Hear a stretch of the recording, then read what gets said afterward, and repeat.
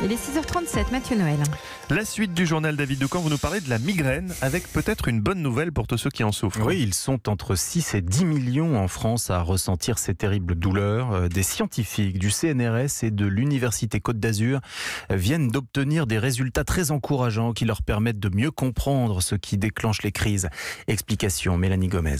Selon ces chercheurs, l'un des points clés pour expliquer les crises de migraine, ce sont des petits canaux présents dans notre cerveau qu'on appelle les canaux ioniques. Ces petits canaux, quand tout va bien, leur rôle, c'est de créer de l'activité électrique entre les neurones, mais surtout de la contrôler. Et donc, ce que cette équipe vient de montrer, dans une forme génétique de migraine, c'est qu'il peut y avoir un dysfonctionnement de ces canaux. Chez certains patients, ils contrôlent moins bien l'activité électrique, ils ne jouent plus leur rôle de frein en quelque sorte. Résultat, les neurones sont surstimulés, surexcités, et c'est ce qui va déclencher la migraine. Donc l'objectif maintenant, précise Guillaume Sandoz du CNRS, c'est de mettre au point des médicaments ciblant ces canaux. Le but de ces médicaments, ça serait de venir activer ces canaux, ce qui entraînerait un frein en fait sur l'activité électrique des neurones qui sont impliqués dans la crise de migraine. Il y a un vrai espoir d'élaborer de vrais anti-migraineux. Alors il faut savoir que certains cas de migraine, les gens savent qu'ils vont avoir une migraine puis qu'ils sont des auras avant. Donc en fait, on pourra prévenir la mise en place de la migraine. Alors il faut savoir qu'il existe déjà une molécule qui agit sur ces canaux, pas encore sur le marché, mais du coup, les tests vont pouvoir se mettre en place rapidement,